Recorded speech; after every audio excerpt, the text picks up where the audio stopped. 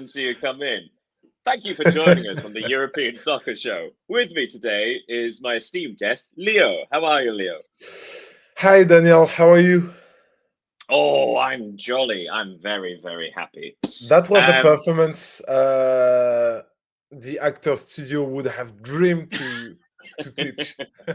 Well, someday I will tell the tales when I was on the stage, treading the boards.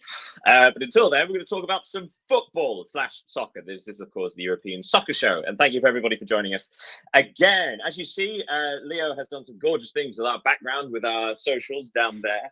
And also, we've got a running order over there. So on today's agenda, tasty agenda. We've got the Premier League, Liverpool sinking, Arsenal soaring, and all the people in between.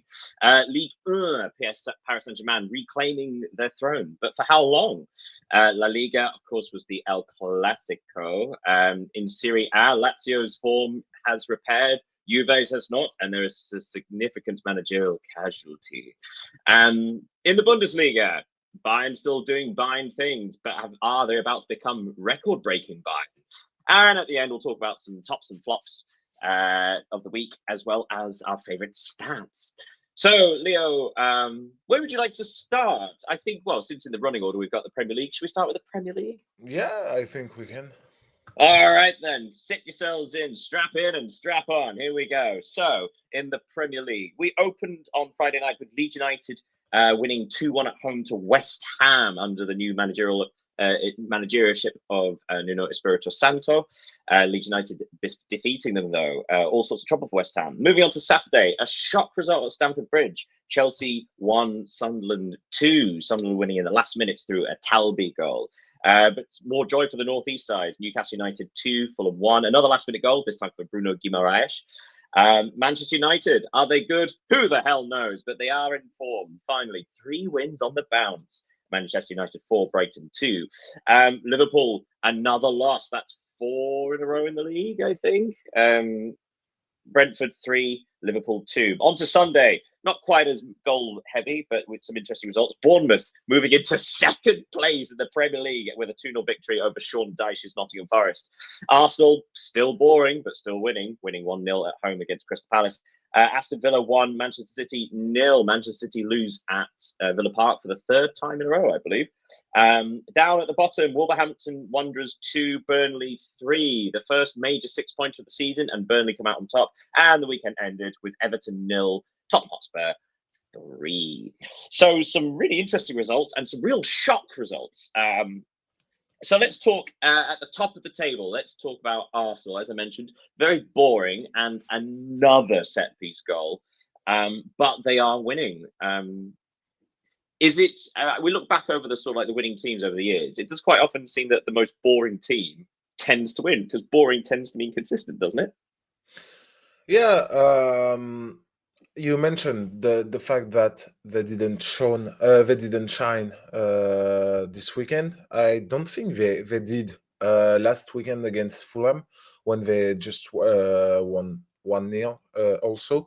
But in the title race, I think it's important to be able to win those games without shining, because the big games, they are on the paper the most difficult, but they are also the one you are the most focused on. You always want to win those one. So when you have a minor opposition, you need to be, as a title contender, you need to be able to raise your, I think, mental demands more than your level, and it's important to win this one. And now I think that's, without, of course, jumping to conclusions, things are looking good for Arsenal. And again, it's the number of clean sheets. It's not just clean sheets; it's preventing efforts on goal. It's astonishing the level of control. But it is set pieces coming through again. Abirichi Eze got the only goal in this game, of course, scoring against his former side, Crystal Palace. It did seem to be one of the few moments of real quality in the game with that sort of volleyed. It's like a bicycle volley, wasn't it? Yeah, it was. I remember some years ago, a Lyon player did the same. I think it was Pjanic in a 5-5 game against Marseille, and it's yeah, I like this kind this kind of goals, and it allows Arsenal to have a plus 13 in goal difference now. Mm. Is Um, it three goals? looking I think. I'll be honest, I don't have it in front of me. But looking at some of the quote unquote title rivals, there have been some real. I mean, Arsenal have been helped by the fact that all of the major sides lost. So Chelsea lost at home to Sunderland. Quick word on that. So it's probably seeing that Chelsea's, even though they own every single player, it looks like the squad isn't quite as deep as we thought due to their injuries and constant suspensions. Yeah. The thing is that Chelsea are confirming that they are an inconsistent team in the Premier League right now. You mentioned their loss to Sunderland this weekend. Um, they they have won the last two against Forest and Liverpool, of course. Then and before that, they lost to Brighton and Manchester United. They drew against Brentford. So yeah, they are inconsistent, and their place in the Premier League. I think it reflects that, Yeah. of course, because they are 4 wins, 2 draws, and 3 losses. So yeah, if you compare it to Arsenal's record of 7 wins, 1 draw, and 1 loss, you can see the difference between them. Mm. But also talk about squad, right? So the fact that Chelsea's, even though they spent £1.5 billion over the last three and a bit seasons, Yeah. their squad doesn't seem quite well balanced, whereas Arsenal's does. And that speaks volumes because obviously they're both playing European football, and Arsenal are getting significant results in midweek as well. Not that Chelsea aren't, but they seem to be. They have the squad to carry it better. Speaking of which, you said Chelsea were in ninth place. There are only 4 points separating ninth from second. And so you got teams like Chelsea, like Man United, like Manchester City, and so on. So other teams, major teams who have lost at the weekend: Brentford 3, Liverpool 2. Liverpool's problems mounting, despite their victory over Frankfurt in midweek. That Yeah. another loss. It feels like the wheels are coming off, doesn't it? Yeah, you mentioned the win over Frankfurt in the Champions League, but I was checking, and we have to remember they also lost to Galatasaray in the Champions League. So it's now 1 win in the last six games. So and more importantly, 5 defeats, 5 losses. So that's difficult. I think Arne Slot, for his part, is in a difficult situation, and to understand better Liverpool's situation at all, they are, for example, in the same form as Nottingham Forest and Fulham over the last 4 games. So, yeah, it says a lot about their current form. The thing So is as well that Liverpool's they just seem to have lost. Talk about, again, Arsenal looking like a team in control in matches. yeah. Last season, Slot's team looked completely in control in matches, and now they do not. It's probably again all the new additions trying to all gel with each other, the cohesion, playing with new players. But it's chaotic, isn't it? Yeah, because since the start to the season, we were talking about the fact that they were winning their games during the dying minutes of theirs. We obviously remember for example, the game at St James Park when Ngumua scored the third goal, and now they lose in the dying minutes. They always concede the first goal, then okay, they manage to equalize, and then they lose their way in the final minutes. So I don't know if it's physical, mental, or just a question of level. I don't think it's a question of level, given the squad, but there is something they need to change, and quickly, Well, because yeah. sorry to interrupt, but like the major worry is the defense, right? Because now even Virgil van Dijk is being Yeah, caught out, and that just didn't happen last year. yeah, He was incredible, and so now it's not just Kanate making these. In fact, Kanate was excellent against Brentford, but yeah, it's now even affecting their best players. We've only got a few minutes left to talk about the Premier League, so we've been talking about the top. Let's talk about the bottom, so the relegation. First of all, a word on all the three promoted sides, because for the second time this season, they all won again. Leeds United winning at home against West Ham United. West Ham are in serious trouble. We said this last week as well, but they look so devoid of ideas and creativity going forward. Leo and I were messaging each other earlier in the week, and you made the point that on paper, West Ham have a decent squad, so it doesn't quite make sense why they're quite so bad. But obviously, this is a squad that's been made up of over different managerialships, right? So some of these players were bought when David Moyes was in charge. Some of them were bought when it was Graham Potter, and now they've got Nuno Espirito Santo. So there doesn't seem to be sort of a clear pathway of these transfers or the transfer strategy. It does seem to be just any kind of player into these, and it doesn't seem to fit.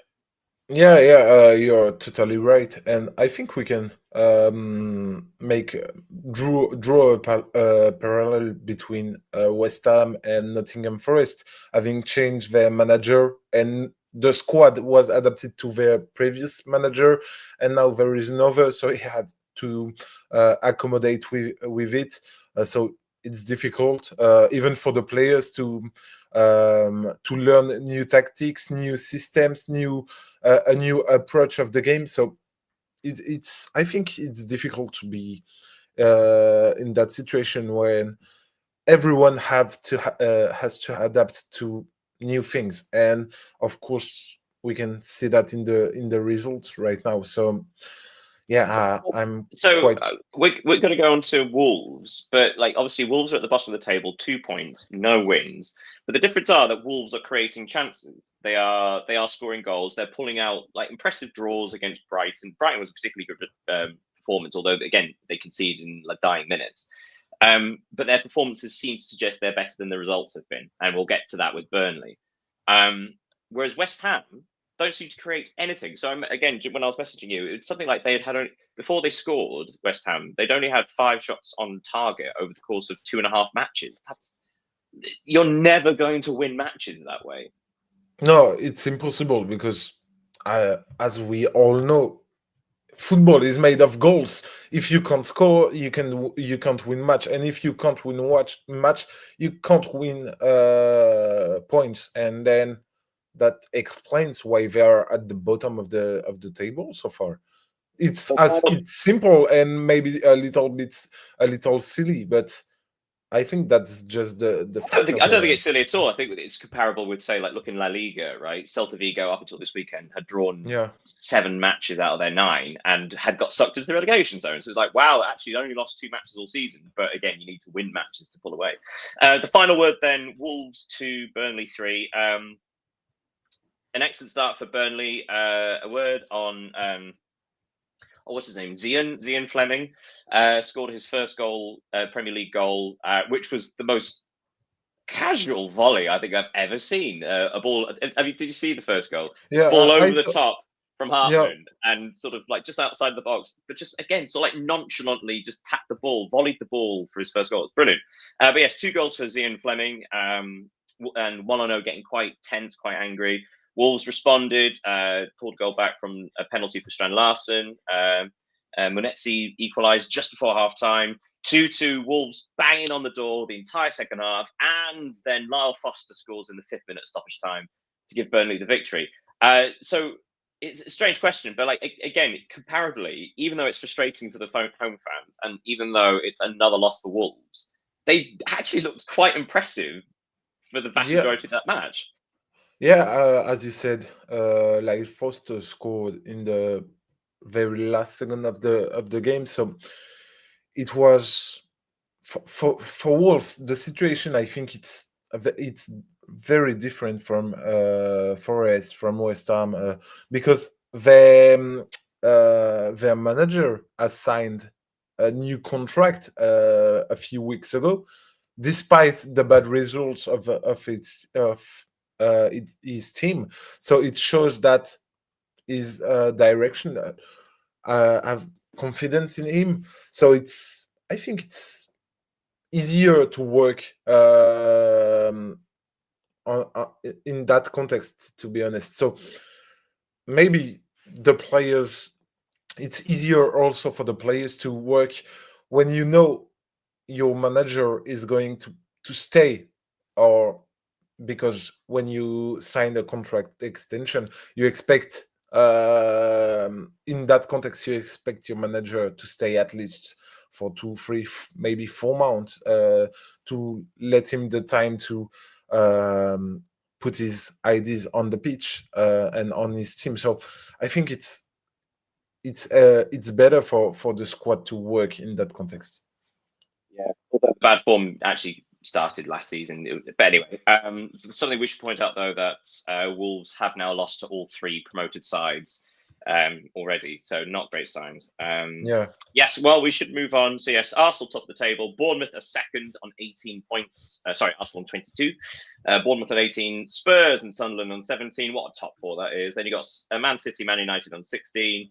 And then Liverpool and Aston Villa on 15. And at the bottom, Wolves on 2, West Ham on 4, and Nottingham Forest on 5. And a gap now between them, 3 points and significant goal difference behind Fulham, who are sliding down the table worryingly. But we need to move on. We need to move on. For everybody out there, by the way, Leo has asked me to give him a subtle sign if we need to move on. So watch out for that if we ramble on again. Next up, Ligue. Let's take a look at that. So we started on Friday. Paris FC's poor form continues with a home loss against Nantes 2-1. On Saturday, Brest lost against Paris Saint-Germain. Bit flat from Brest. So yes, 3-0 to Paris Saint-Germain. 2 goals from Hakimi and another from Doué. Monaco returned to winning ways with a 1-0 victory at home to Toulouse. Then the game, possibly the game of the weekend, Lens beat Marseille, the irrepressible Marseille, 2-1 at home. And then on Sunday, Lille, again, refinding form from somewhere, inconsistent indeed, winning 6-1 against Metz, proving that anybody can beat Metz. Angers beat Lorient 2-0. Auxerre lost at home 1-0 to Le Havre. Nice seemed to be a decent side again. They won 2-1 at Rennes.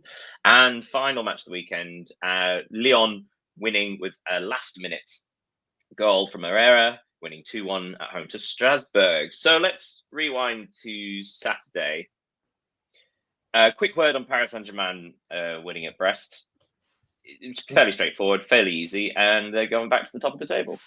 Yeah, because they lose the top spot last week to Marseille. They were drawing 2 matches in a row because they, if you remember, they drew 3-3 against Strasbourg last week. So PSG wanted to send a message to the other competitors.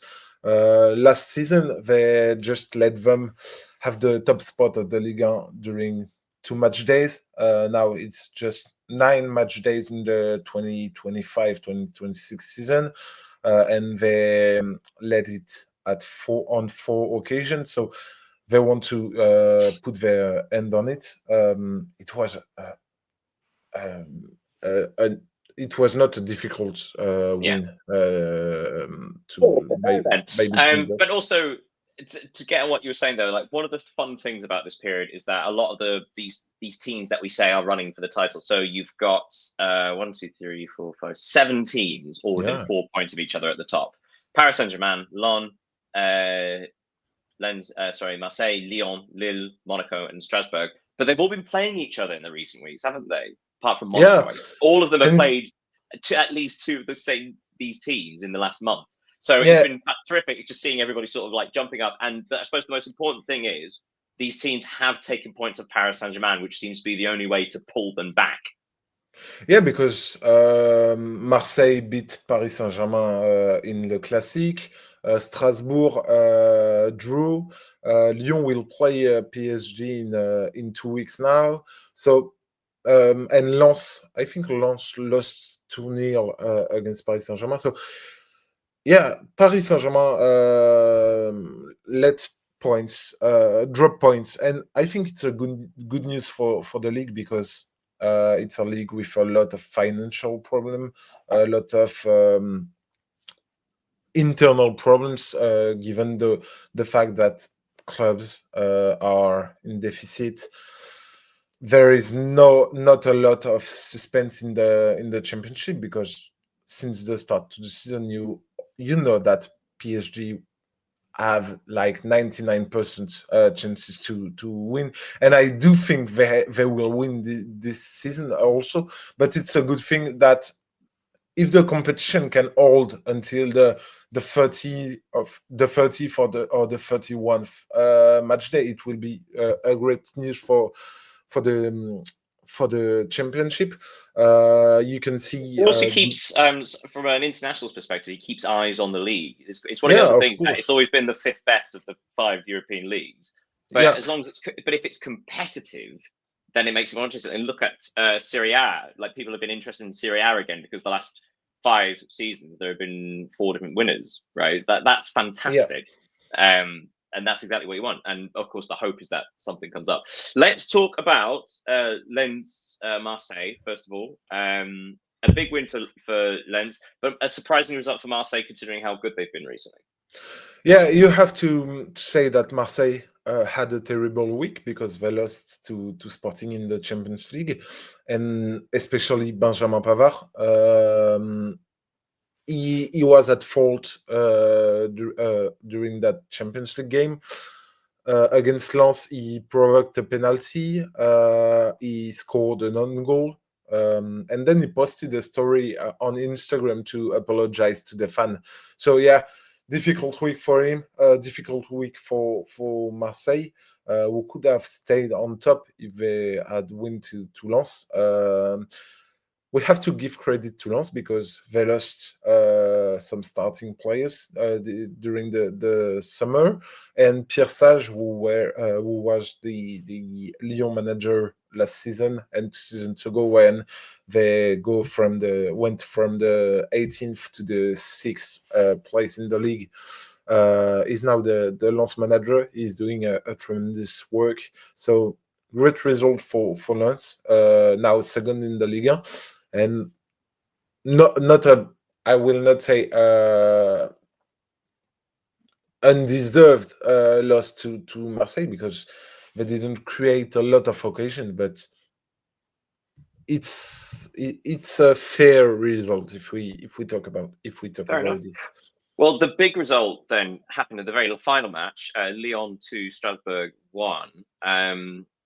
Quite an eventful match, of course, and also a terrible match for Decore for Strasbourg. So Pancelli opened the scoring for Strasbourg, giving them the lead, but then Decore scored an own goal to make it 1-1 at half time. And then with about 25 minutes left, Decore then got sent off for a straight red, I think it was. Yeah. But they held on into stoppage time before Alfonso Moreira scored the winner. And Lyon took the victory. Important that Lyon got back to winning ways, just to climb back up the table.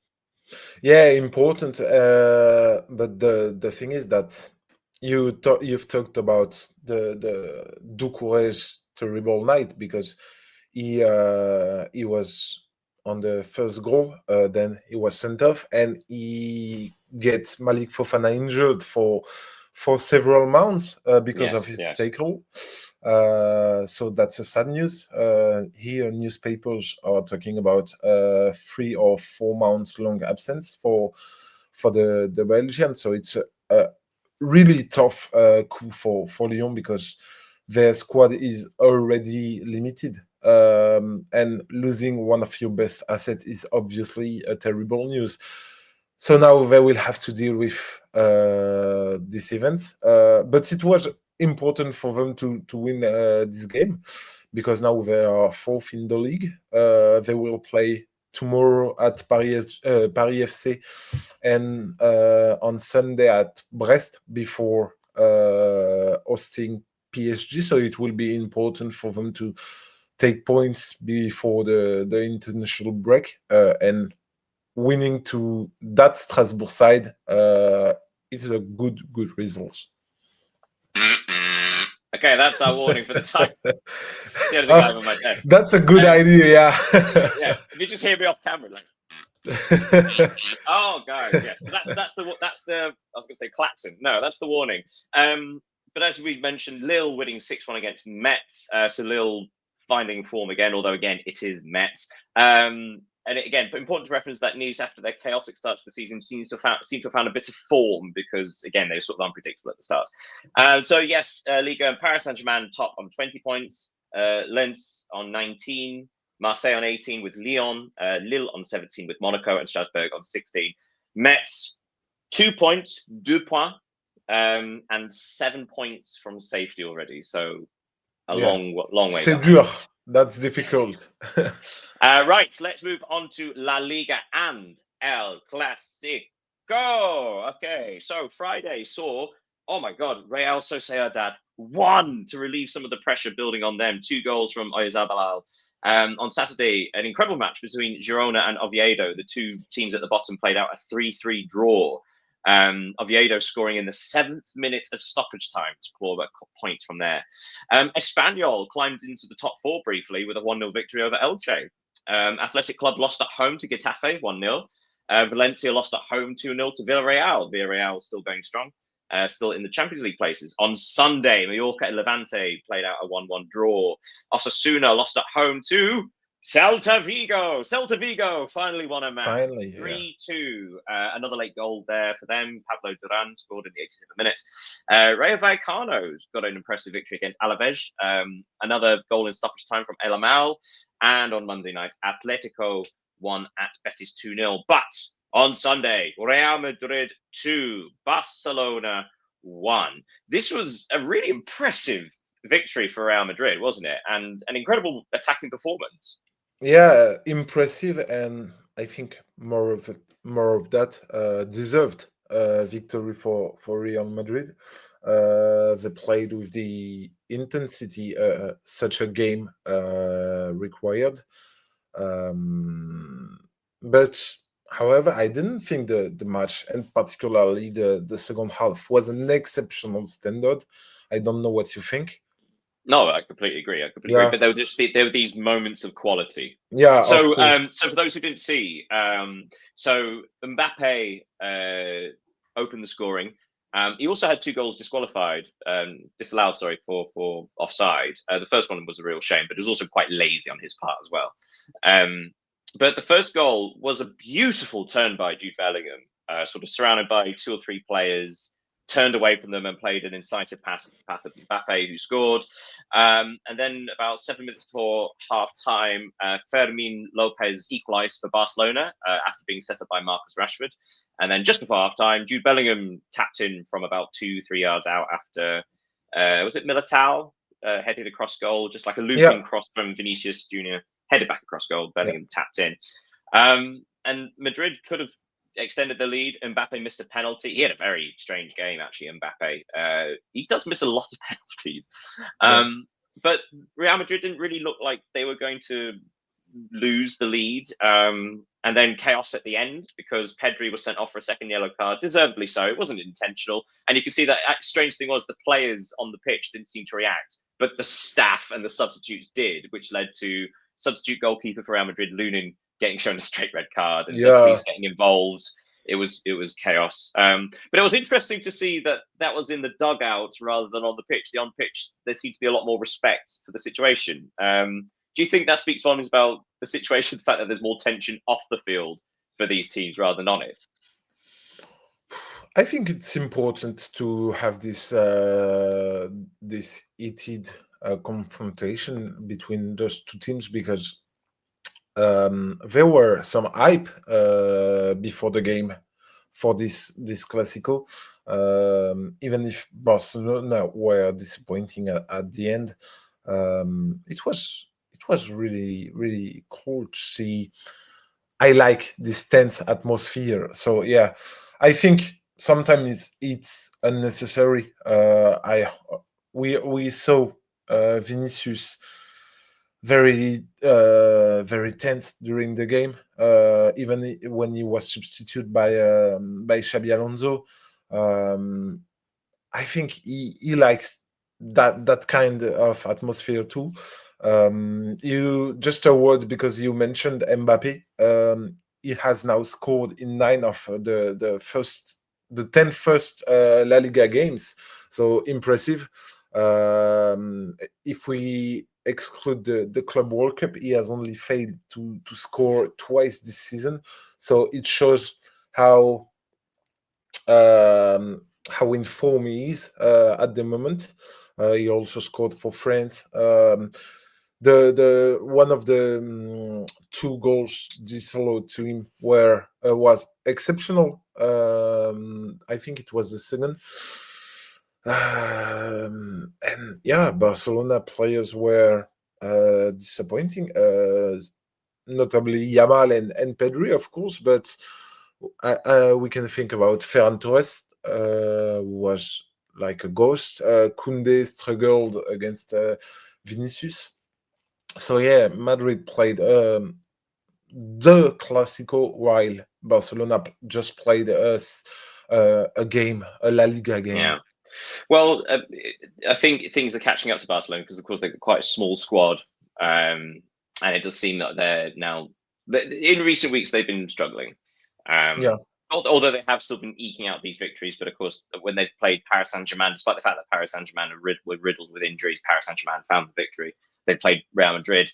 Real Madrid found the victory despite not controlling the game. But also Barcelona is just looking a bit toothless. Yeah, so the thing is, so okay, look at the top of the table. Real Madrid are on 27 points, Barcelona on 22, a 5-point gap that gives Real Madrid, which is significant. But then below them, you got Villarreal on 20, Atletico Madrid on 19, Espanyol on 18. That's a really fun story there. Does it feel like Barcelona, their level has dropped from last year? Or is it Real Madrid finding, I'm trying to think of a better word than bettering. Have Real Madrid improved from last season, or is it Barcelona have dropped? No, I think it's Barcelona dropped, especially since we must say that when you don't have in your squad, for example, Rafinha, who scored and assisted like 60 on 60 occasions last season, it was exceptional. So of course it's a big miss, but I don't think the problem is the level of play, but it seems like they have physical issues. I don't know what you think about that, but they seem tired. But again, Quickly this in goes the back to games. me. This goes back to me saying about the small squad, because obviously Hansi Flick Yeah, plays a very high intensity pressing up the pitch, very high defensive line. There is physicality involved. However, in this intense period of midweek European matches and the weekend, like you need to rotate, and if you don't have the rotation options, then people are going to get tired. yeah, So logically, you would say that would probably mean they would have to alter their system, or I mean, you don't necessarily have to do that if you are easily one of the best teams in the league. But then when you come across other good teams, yeah, you feel like you should probably have to alter it slightly. We need to move on slightly because the real fun of this league is at the bottom. So I'm going to give you a list of teams. So in last place, you've got, well, actually, here's the list of teams. So Osasuna, Celta Vigo, Levante, Mallorca, Real Sociedad, Valencia, Oviedo, and Girona. All of those teams are separated by 3 points. That's the bottom of the table. It's astonishing, isn't it? So now what you got is this really interesting part of the La Liga where the top 5 or 6 are all sort of battling out for, well, the top 1 or 2. But then you've got like a good chunk of 4 teams battling for the Europe. And then you've only got like 2 or 3 teams in the midsection. And then you've got this enormous number getting sucked into a relegation battles, potentially. But as we said before, we're going to have a quick word on Celta Vigo, who finally got the victory. It feels almost deserved, doesn't it? Because if you draw 7 matches and only lose 2, you're doing something right, aren't you? yeah, and it was kind of symbolic for Celta, because with local legend Iago Aspas scoring a brace. Even at Osasuna, Ante Budimir, I don't know if he is considered as a local legend, but he's a name at Osasuna. He also scored a brace. He could have scored a hat trick if he didn't miss the penalty. But yeah, as you mentioned, when you draw 7 games and finally win one without losing, because if you draw games, you don't win them, but you don't lose them too. So it's, I don't know if it's a good or bad result to draw, but now it's surely a good result for Celta, and yeah, it's deserved. Mm. Yeah, but also like you feel like it's reward for their decent. You feel like it's now a decent start to the season. You know, like 2 Yeah, losses, of one course. like that's pretty good. Yeah. We need to move on to Serie A because lots to talk about Serie A. Yes, we're going over to Italia. On Friday, AC Milan, the leaders, AC Milan, stumbled at home to Pisa. In fact, they had to score a last-minute equaliser or a stoppage time equaliser through Adekame for a 2-2 draw at home to Pisa. On Saturday, Parma 0, Como 0. Como yet again following up a fantastic performance with an underwhelming one. Udinese won 3-2 at home to Lecce. The big match of the weekend, Napoli winning 3-1 at home to Inter. Fantastic performance there. We will get onto that. Jamie Vardy scored his first goal for Cremonese with a 1-1 draw against undefeated Atalanta. Undefeated, but underwhelming. They are still 7th in the table, I think. On Sunday, Torino have returned to form. They're pulling further away from relegation. Torino winning 2-1 at home to Genoa. Verona drew 2-2 with Cagliari. Cagliari scoring a valuable stoppage time equaliser to snatch a point. Sassuolo lost at home to Roma. 1-0 to Roma. Another 1-0 victory for Roma. Yeah. Fiorentina played out a 2-2 draw with Bologna. But it was a hell of a comeback for the relegation-threatened Fiorentina, losing 2-0 with only 20 minutes to go before a Bologna player, Holm, got sent off for a second yellow. Then you had a penalty for Goodmanson, and then a penalty for Moise Kean in the 4th minute of stoppage time, snatching a draw. And the final match of the weekend, Lazio, another victory for Lazio, 1-0 against Juventus. And we're going to start there because for Juventus, after a really good start to the season where they were undefeated for so long, that's now 8 matches winless for them. That's 5 of them in the league, in which they've now lost 2 of them. So that's 3 points, 5 matches, and Igor Tudor has been sacked as manager as Juventus. This seemed quite predictable, that him losing his job, didn't it? Just Juventus's slow slide down the table. It also coincided with that strange period of when they sort of drew, 4-4 against Dortmund, and where they beat Inter 4-3. Yeah. These chaotic games, and then after that, they've not won any of them. No.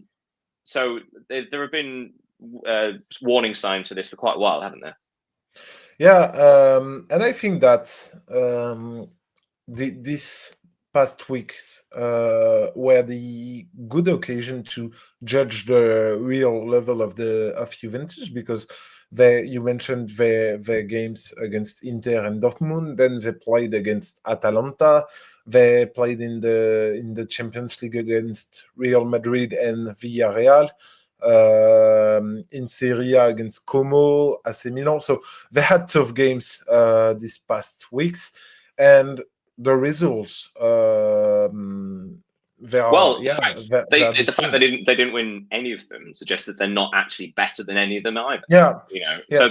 so I suppose the real damaging one is Como can pull off a performance, but also if you can't beat Atalanta, if you can't beat Como, if you can't beat Villarreal, that's not the level that Juventus want to be at.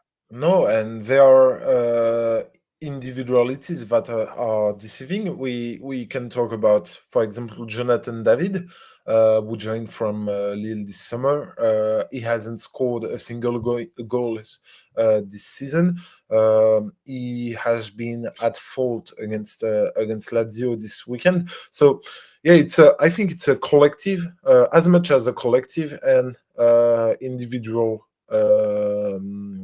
fault for Juventus, and now they are 8th in the table, 6 points from Napoli, which is who are first.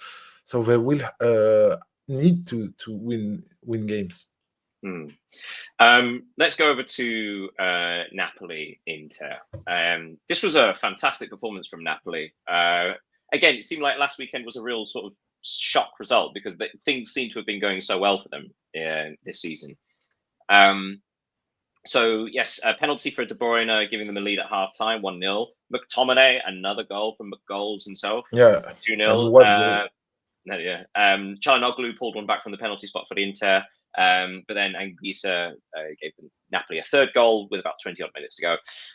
This was quite a commanding performance from Napoli, wasn't it? It's quite a statement win. Yeah, this is the kind of game you can use to send a message to the opposition. I think it was a champion-winning performance, as you said. You mentioned McTominay's and Zambo Anguissa's goal, exceptional. Especially, I think the McTominay's a clear volley, sensational. The only dark point is that they lost Kevin De Bruyne to injury, who will be out according to reports for between 3 and 5 months following surgery. So it's a big bad news for Napoli. Even if I think that the squad is even better than it was last year because of the good transfer window last summer. So now they are top of the league. But also with players like De Bruyne getting injury, part of the reason they invested so heavily this summer was to get the squad that could deal with that kind of loss. Because before they didn't have the relevant support for like Lobotka and Anguissa. But now they do. And I suppose, it gives someone else the chance to sort of step up. It is a shame that it's such a long time. I think when you were signing De Bruyne, you accept that there are going to be sort of like these pockets of weeks where he's unavailable, but that's a significant chunk, sadly. But the only thing is that I just think about Belgium supporters because in the same weekend they have lost Kevin De Bruyne and Malik Fofana to injuries. So with the World Cup coming in now 6-7 months, it's bad news. The other game we should really look at before we move on, though, I mean, let's have a quick word on a couple. So AC Milan dropped the warning. AC Milan lost the chance. I mean, they were top of the league and a 2-2 draw against Pisa. And to be clear, Pisa really could have won this. It was a stoppage time equaliser. AC Milan were awful.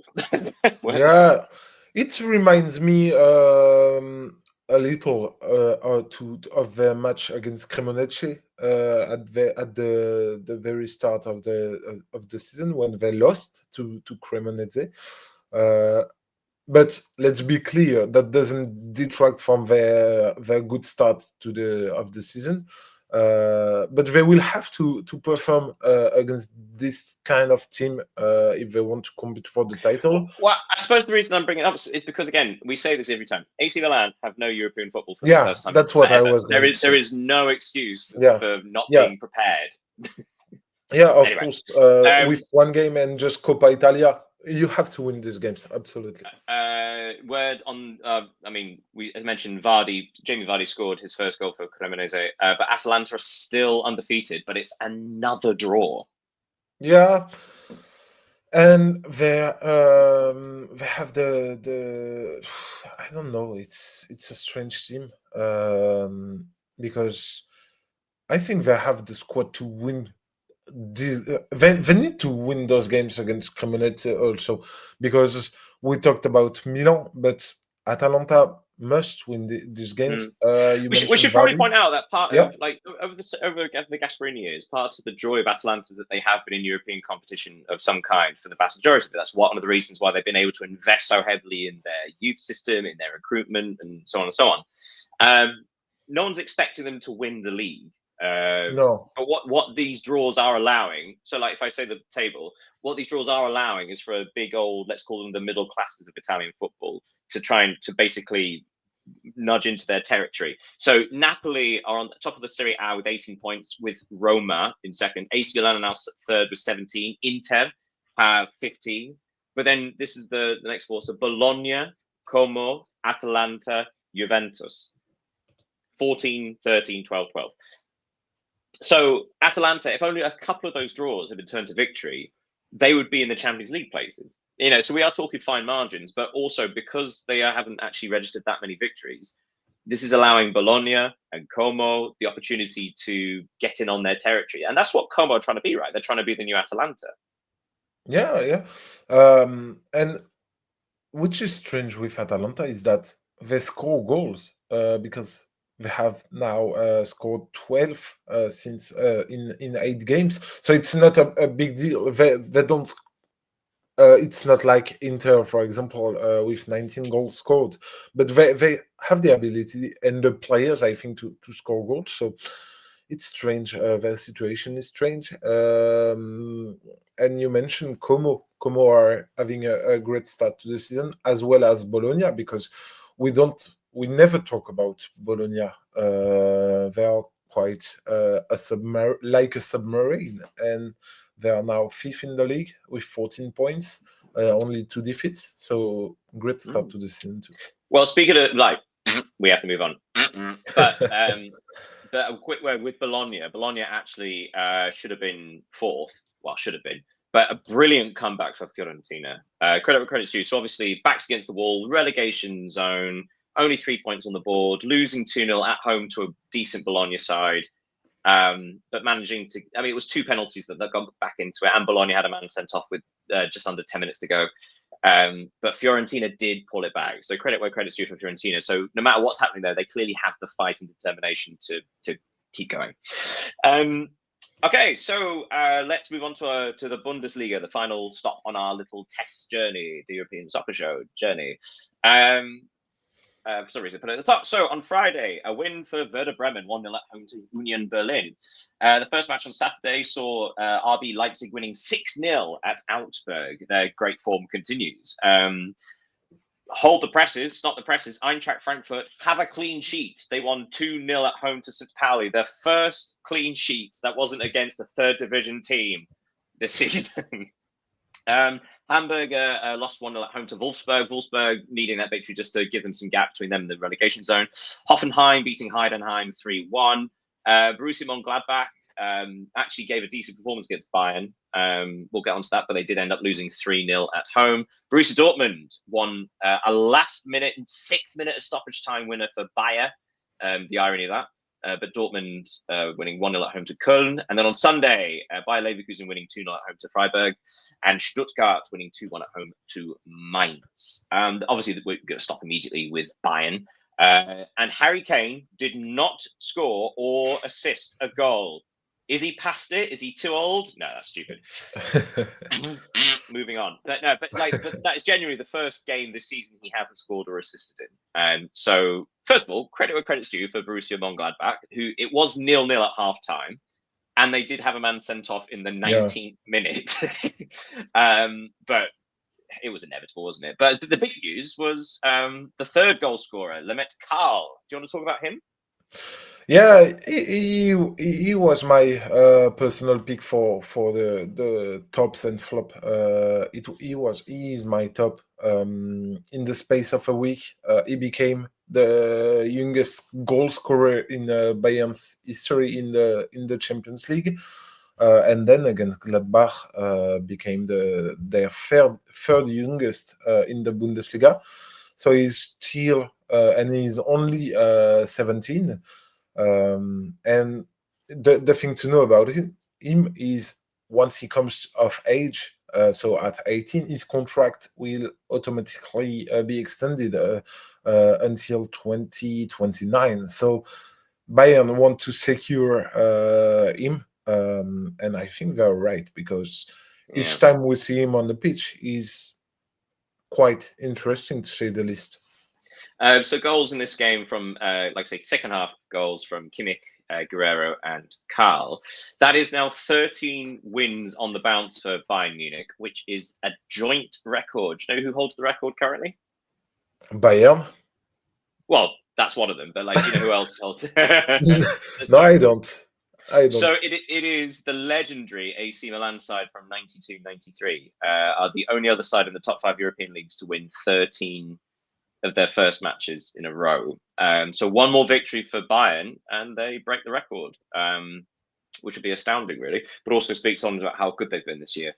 A word on Leipzig. So Leipzig scoring 6 goals at Augsburg, but most fun part of that was it was 6 different goal scorers.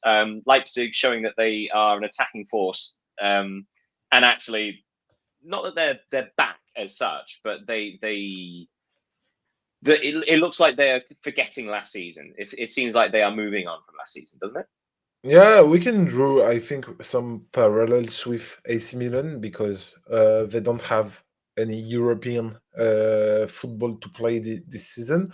And they had to sell significant players as well because of that. Yeah, for example, Benjamin Sesko to Manchester United, or Luis Openda to Juve. Openda, and Xavi Simons to Tottenham, just to name a few. But they recruited young players, Yan Diomande. They also recruited Joan Bakayoko from PSV. So, and the system looks to be quite okay this season. As you mentioned, they scored 6 this weekend. They just lost 1 game this season so far this season. So it will be interesting to see the how they will manage to play against all the biggest team, because if we remember, they lost 6-0 to Bayern on the first match day. So they will. Actually, that's a really good point. It'd be really interesting to see when they play Bayern next time. First of all, it'll be because when they faced Bayern, they hadn't made all these signings and they hadn't all gelled and all of these things. So it would be interesting to see them face each other. Because the only big team they faced, it was Dortmund, and they drew against them. So yeah, it was the perfect draw, like identical stats. Bayern, of course, the top of the table, 24 out of 24 points. Next are RB Leipzig on 19, Stuttgart on 18, Dortmund on 17. Again, a 6-minute stoppage times. Dortmund squeaked that against Köln, but Dortmund are level with Bayer Leverkusen on 17. So you've got Bayern 5 points at the top, and then Leipzig, Stuttgart, Dortmund, and Leverkusen separated by just 2 points. And then there's a big 4-point gap between them and Frankfurt. So it does look like the top, there is now the European group pulling away, the ones fighting for the Champions League. And at the bottom of the table, still Borussia Mönchengladbach on 3 points. And they are now 3 points away, 4 points away from safety. Behind Heidenheim and Mainz. Right, so you say, like, so we're trying now Tess's tops and flops. So the European Soccer Show's tops and flops of the week. So you said your tops of the week was the young Lemmet Karl. Yeah, and my flop is about Habib Bey's Stade Rennais, so in Ligue 1, who still haven't managed to win this weekend against Nice. They are now 10th in the league. Have only won 2 games in 9 matches. It's a club. You have to know that it's a club with a lot of financial resources. They are owned by François Pinault, so they have money, to say the least. He invest early, but they disappoint season after season. Now Habib Bey is set to be fired. The second manager after Hadi Hutter, Monaco's Hadi Hutter, and I think Stéphane Le Mignon will be the next. So yeah, my flop is about Rennes, because we already have, I will not say high expectations, but they always recruit interesting players. They put some money. They have a good stadium. They have great fans, but they never manage to be as good as we think. So yeah, they are my flop. And what about yours? Oh, I don't know.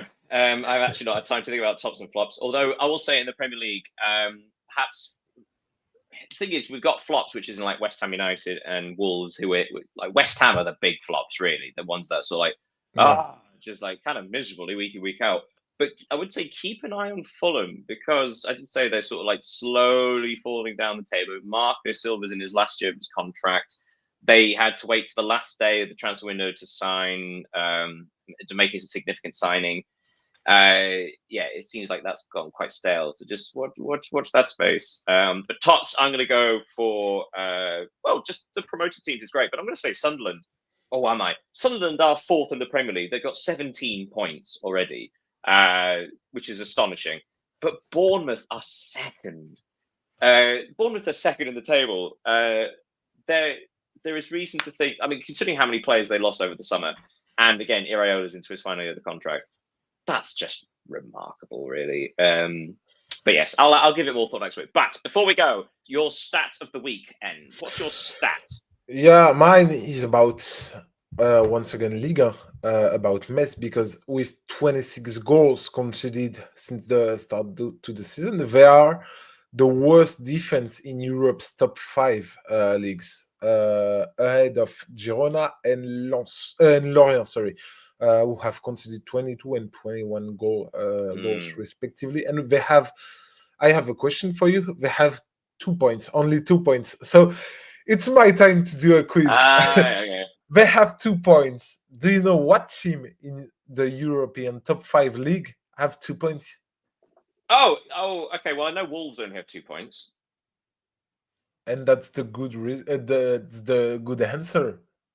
You are better than me at this. The thing is, that's a bit unfair. I mean, because I do have all of my notes. Okay. I've been looking at these all this episodes. Therefore, it's in my head. And I did say earlier. But here's one for you. Ha ha ha! I've got one as well. So I have noticed that in Ligue 1 and La Liga, especially, there have been an astonishing number of red cards.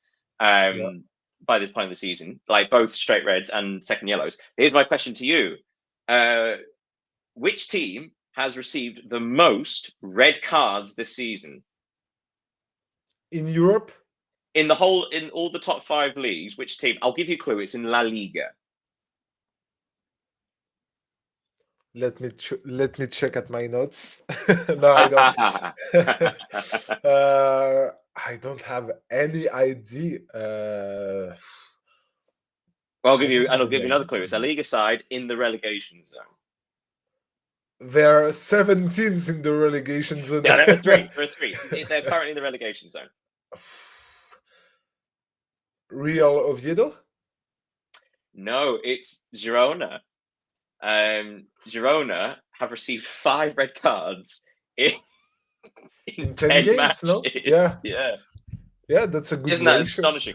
Although, you know what? Now think about it. I wonder if that counts for Chelsea as well, because obviously Chelsea received it in European competition and managerial. So I wonder if Chelsea would be close to that. If you include staff members as well.